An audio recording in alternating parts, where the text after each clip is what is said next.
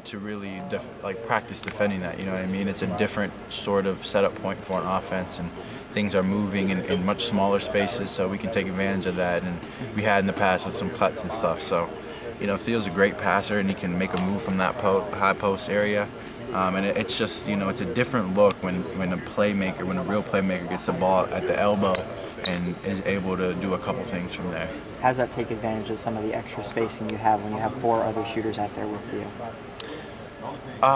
It helps a lot because he's so close. I mean, you got to honor his ability to drive from there, and he can turn around and beat somebody off the dribble from right there also. So you kind of have to, as a defender, be real cautious of a lot of things that can happen at once. And then, you know, we got guys that can shoot around him. So it's, you know, I think it's a part of our offense that we can, you know, really attack teams with. And, you know, I really, and you know, I feel like we can get the ball to the open man, so it can be really helpful for us. You said the other night, basketball's basketball. Sometimes things just basically happen. How much do you pick apart a game like the other night and kind of dissect what went right, what went wrong, and how much do you just kind of look at it like that stuff does happen, it doesn't alter the trajectory you guys were on, and you move on to the next game?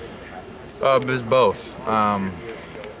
Basketball is basketball, and people go out there and make mistakes, but you definitely go to the film and analyze every bit of it. And it's not necessarily to be like, I should have been there, I should have been there. I mean, there's a lot of thought process, or sometimes lack thereof, goes into each play. You know what I mean? So, you know, for example, on that last play where Newton hit the buzzer beater, there's a million things going through my mind, a million things that I wanted to do, a million things that I didn't want to do. What kind of look were we willing to give him? There's a million things that go through your mind every play. So it's not as much about saying, you know, what was I thinking on this play? It's more about, okay, what can I think out there to put me in a better position?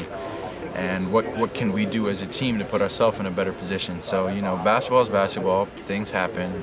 It's not going to shake us any more than anything else has shaken us in the past. And I think, you know, it doesn't take away from our confidence as a team in any way. But there's definitely going to be a lot that we're going to go look at. There's going to be a lot we're going to try to fix. And there's going to be a lot of attention to detail over these next couple of days. When you lose the game in the manner you guys did, can you find yourself overthinking about the little things that maybe could have made a difference, especially this late in the season? I'd say that's definitely a post-game, nighttime thing. It's hard to it's just like hard to sleep after those. You know, you think, if I would have done this different, if I would have done this different, if I wouldn't have let this guy score, if I would have made this free throw, if I would have made this shot, if we would have kind of came together and grabbed this rebound, if we would have, you know, a lot of things. You know, there's a lot of things. And in a 3-point game over a course of 40 minutes, I mean, you can point to basically every play and being a difference maker. But after a certain point, you know, you kind of have to put that to the side, and you have to move on and get ready for the next one and not worry too much about, you know, those things. Duke's played a lot of zone since you guys saw them last. Have you had a chance to watch them much? And if so, what do you think about the zones they're playing, and how do you guys kind of play into that? I've watched them a little bit. I think, you know, I think we're going to try to move around and, you know, try to get them to shift around, and that's kind of what you do with any zone. So we'll definitely get to that in practice, and I know Coach probably has, you know, his ideas for that and how we'll attack that. I know you've probably watched some of those games where Marvin wasn't in. What is it about Duke playing as a squad that seems to be better when they rely more on Grayson than Marvin Bagley?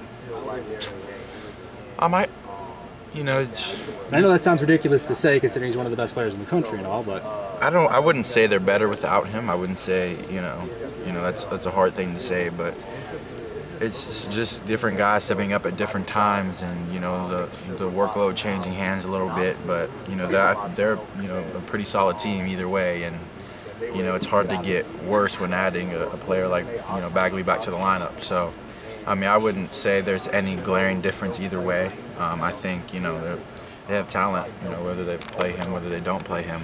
And, you know, I think we'll just go out there and, you know, not worry about who's suiting up on the other team as much. what was